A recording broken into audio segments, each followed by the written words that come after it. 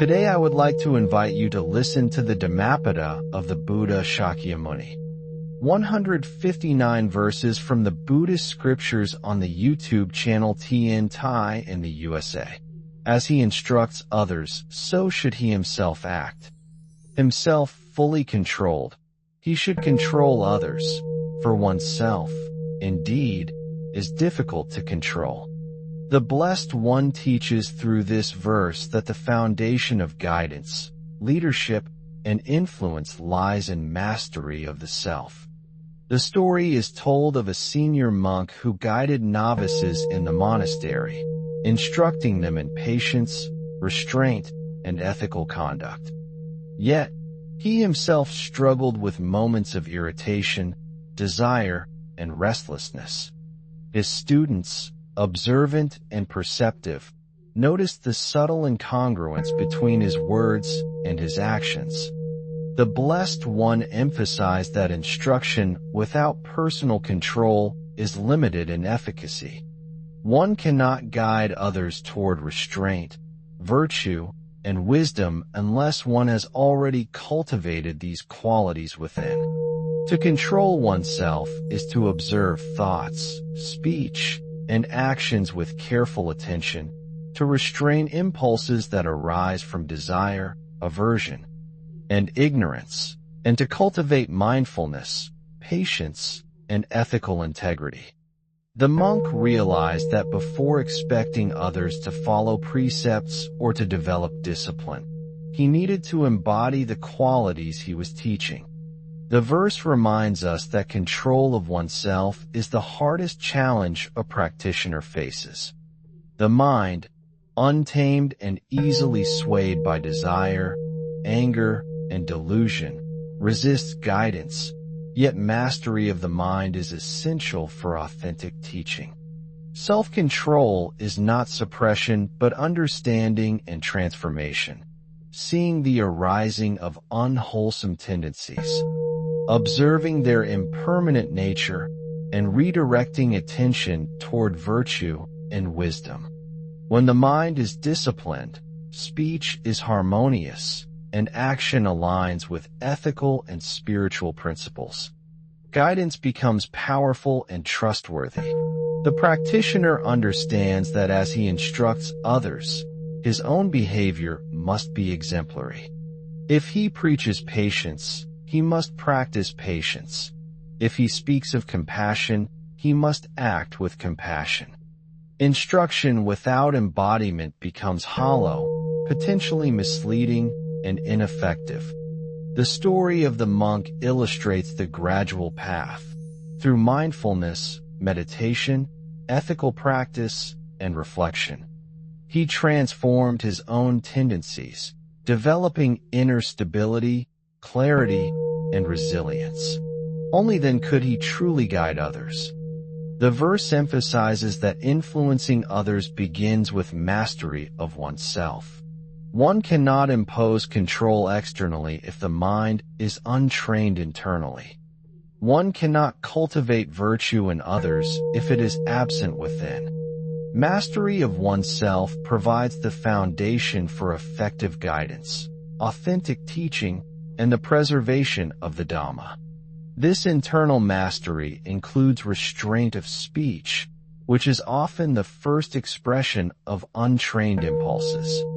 Words arise from the mind. They reflect intention. A mind unrestrained by mindfulness and compassion may speak harshly, pridefully, or deceptively. By cultivating self-control, speech becomes harmonious, truthful, and beneficial. The same applies to actions. Physical gestures, conduct in daily life, and responses to challenges must reflect the cultivated mind. The verse teaches that the difficulty of self-control is universal.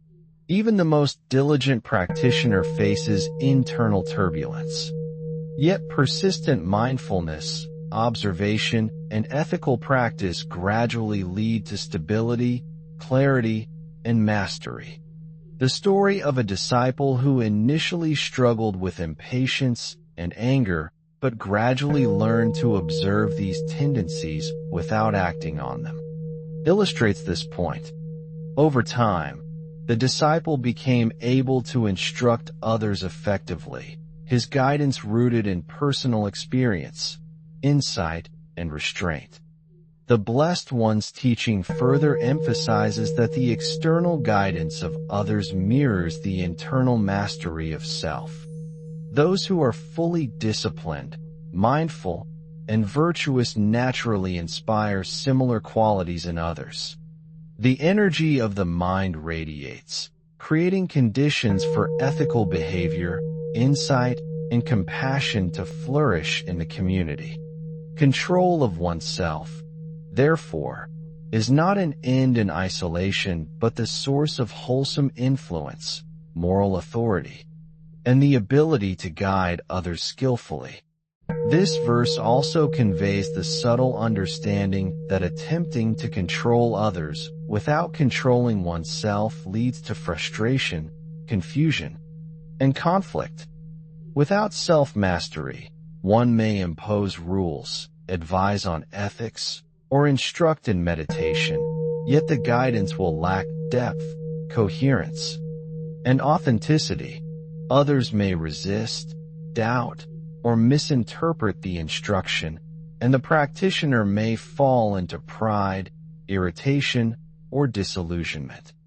The path of self-control, however, creates alignment between inner and outer, intention and action, mind and speech. From this alignment arises natural influence and authentic teaching. Patience, clarity, and restraint in oneself inspire similar qualities in others, not through coercion but through example. The disciple learns that control of self is a lifelong practice. Each thought, each emotion, each impulse must be observed, understood, and harmonized with virtue and wisdom. Meditation and reflection serve as tools for this cultivation. Ethical living, mindfulness in action, and consistent self-observation gradually stabilize the mind, creating the conditions for effective guidance. The verse underscores that controlling others is secondary. The primary task is mastery of oneself. Once the mind is disciplined, speech and action aligned, and intention pure, instruction flows naturally. One's conduct becomes the most powerful teacher, demonstrating the truth of the Dhamma in living form. This teaching applies not only to monastics, but to all practitioners. Whether guiding family, colleagues, or community, the principle remains: influence others only from a mind that is fully trained, controlled, and harmonized with ethical and spiritual principles. The story of the elder monk and his disciples exemplifies this. Guidance that comes from personal mastery is enduring, authentic, and transformative. By observing this verse, the practitioner sees clearly that self-discipline is not a limitation but a foundation for liberation. Controlling oneself cultivates clarity, insight, and the ability to act wisely. It prevents harm, purifies intention, and prepares the mind for both personal awakening and the benefit of others. Instruction rooted in such mastery is radiant, effective, and free from defilement. In conclusion, the Blessed One teaches that mastery of self is the first step toward guiding others. One must train the mind, restrain unwholesome tendencies, cultivate mindfulness, and align speech and action with virtue. Only then can one instruct others with authority, authenticity, and compassion. The path of self-control is challenging, yet it is the source of true influence, moral clarity, and spiritual freedom. As the verse states, for oneself, indeed, is difficult to control. Yet, through diligent practice, one achieves stability, clarity, and the capacity to benefit others. The mind, disciplined and luminous, becomes a refuge, a source of insight, and a beacon for all beings.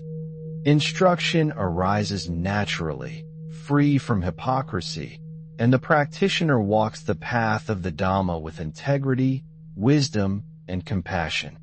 The disciple comes to understand that mastery of oneself is not a simple matter of willpower or temporary restraint, but the cultivation of a mind that is steady, aware, and aligned with the Dhamma.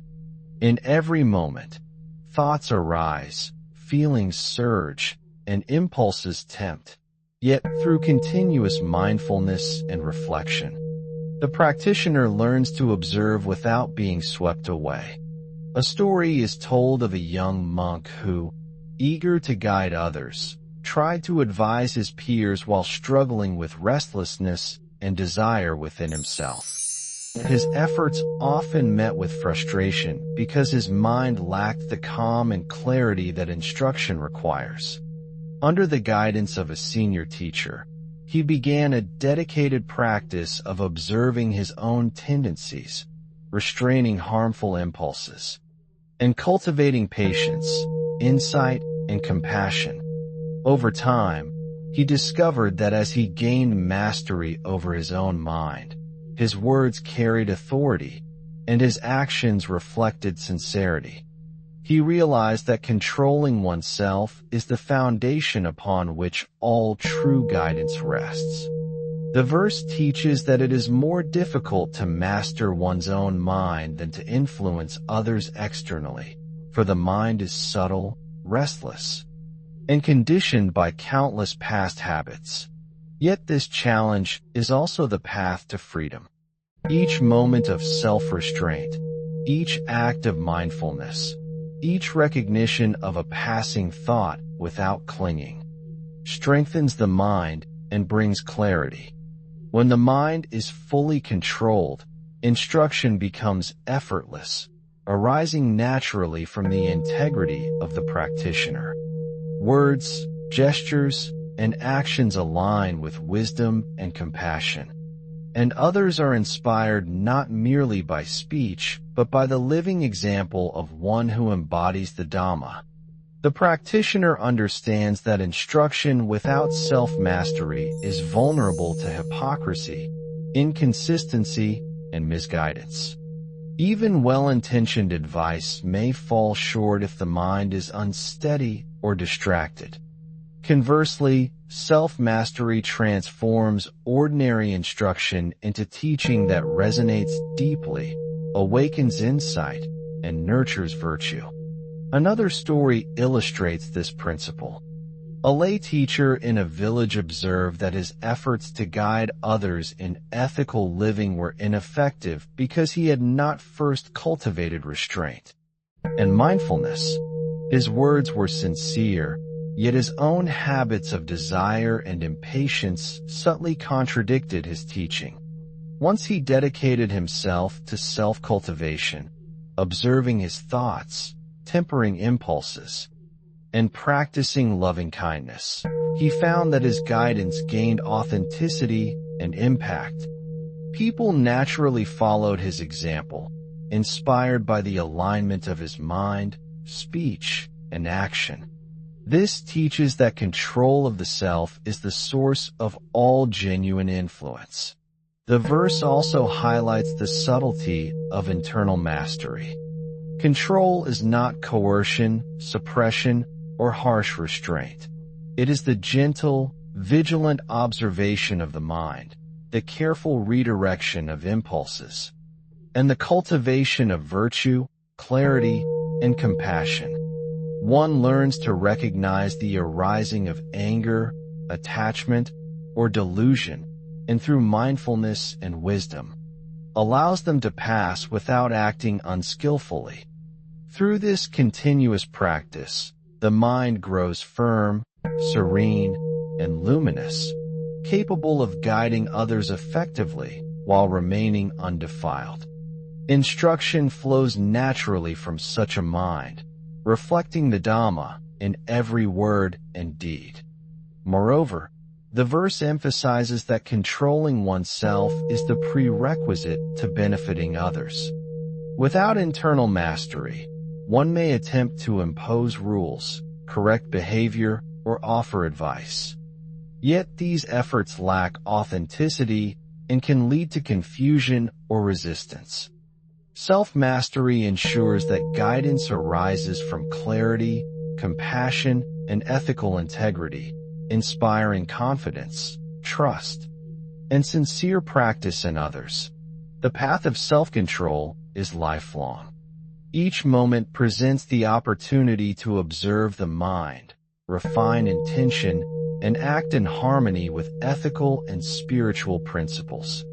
By cultivating mindfulness, restraint, and insight daily, the practitioner gradually establishes stability, clarity, and moral authority. The verse encourages persistence and humility, for the challenge of mastering oneself is profound and ongoing. Through consistent practice, one gradually attains a mind capable of effective guidance, free from defilements and internal conflict. In this way, the disciple realizes that instruction and personal cultivation are inseparable. One cannot truly lead others if one has not first trained oneself. One cannot inspire virtue in others without embodying virtue oneself. Self-control is both the means and the foundation for teaching, the root from which all authentic guidance flows. By reflecting deeply on this verse, the practitioner sees that the task of self-mastery is central to spiritual life. It requires patience, insight, and ethical discipline. It involves observing the subtle movements of the mind, restraining harmful impulses, cultivating virtue, and aligning every thought, word, and action with the Dhamma. Through such practice, the mind becomes firm, luminous, and capable of transmitting wisdom effectively. Those who establish control within themselves become living examples of the teachings. Their presence, their conduct, and their speech inspire others, not through force or persuasion, but through authenticity, clarity, and compassion. The Blessed One's teaching is clear. As one instructs others, one must first master oneself. The challenge is great, but so too is the benefit. Self-mastery is the key to authentic guidance, the foundation for moral authority, and the path to freedom from defilements. Instruction flows naturally from a mind that is controlled, aligned, and virtuous, and the practitioner becomes both guide and exemplar for others on the path to awakening. The disciple learns that mastery of the self is the prerequisite for all true teaching, for the mind is the source of all action, speech, and intention. To control oneself is to cultivate awareness of the subtle currents of thought and feeling, to observe their arising and passing without attachment, and to act with clarity, restraint, and wisdom. A story is told of a novice who attempted to guide his peers in meditation, but when faced with anger or desire, he would react impulsively, undermining his instruction. Only after years of observing his own mind, restraining unwholesome impulses, and cultivating ethical behavior did his guidance become authentic. Students were drawn not merely to his words, but to the living expression of the Dhamma in his presence. The Blessed One emphasizes that one cannot lead others effectively if one is not first able to lead oneself. Each thought must be carefully attended to, each impulse transformed by mindfulness, and each action aligned with virtue. Only then does instruction become powerful, reliable, and beneficial. The disciple comes to understand that self-mastery is a lifelong practice, a continuous process of observation, restraint, and refinement. Every moment provides an opportunity to strengthen virtue, deepen insight, and cultivate a mind that is steady, clear, and compassionate. Through this practice, one develops the capacity to influence others naturally and effectively. The verse teaches that attempting to guide others without controlling oneself is like directing a ship without steering, leaving both teacher and student at risk of drifting into confusion, error, or suffering. True guidance arises not from authority, coercion, or cleverness, but from the alignment of mind, speech, and action. The practitioner's own clarity, restraint, and wisdom serve as the model for others, illuminating the path with authenticity and compassion. In establishing self-control, one also cultivates humility. Recognizing the difficulty of mastering one's own mind fosters patience, gentleness, and understanding toward oneself and others. Pride diminishes and compassion grows, creating fertile ground for instruction that is both skillful and inspiring. Another story illustrates this truth. A lay teacher who sought to advise his community on ethical conduct realized that his impatience and habitual attachment undermined his words. He turned inward, practicing mindfulness, restraint, and reflection, gradually gaining mastery over his mind. Only then could his instruction be trusted, and his presence became a source of calm, inspiration, and moral clarity. The verse emphasizes that controlling oneself is not merely the avoidance of wrongdoing, but the cultivation of positive qualities. Mindfulness, ethical conduct, patience, and insight are developed continuously, creating a mind that is balanced, resilient, and radiant. Such a mind naturally influences others, not through force, but through presence, example, and authentic guidance. Instruction becomes a natural extension of personal cultivation, reflecting the alignment of inner virtue and outer conduct. The Blessed One's teaching reminds us that self-control is subtle and ongoing. Unwholesome tendencies may arise unexpectedly, and the mind may be swayed by desire, aversion, or ignorance. Continuous vigilance, reflection, and ethical practice are required. Each moment of observation strengthens the mind. Each act of restraint cultivates clarity. And each decision aligned with virtue reinforces the foundation for effective instruction. In guiding others, the practitioner understands that patience, empathy, and skillful means are essential. By controlling oneself first, one can recognize the needs, tendencies, and struggles of others, offering guidance in ways that are timely, compassionate, and effective. One's words carry authenticity because they are rooted in personal experience, ethical practice, and insight. The verse teaches that self-mastery and guidance are inseparable. By cultivating restraint, mindfulness, and ethical conduct within, the disciple ensures that instruction is free from defilement, misguidance, or hypocrisy. The mind becomes a stable foundation, capable of supporting both personal awakening and the benefit of others. Ultimately, the Blessed One shows that self-control is the key to liberation. A mind disciplined, clear, and aligned with virtue cannot be easily swayed by attachment, anger, or delusion.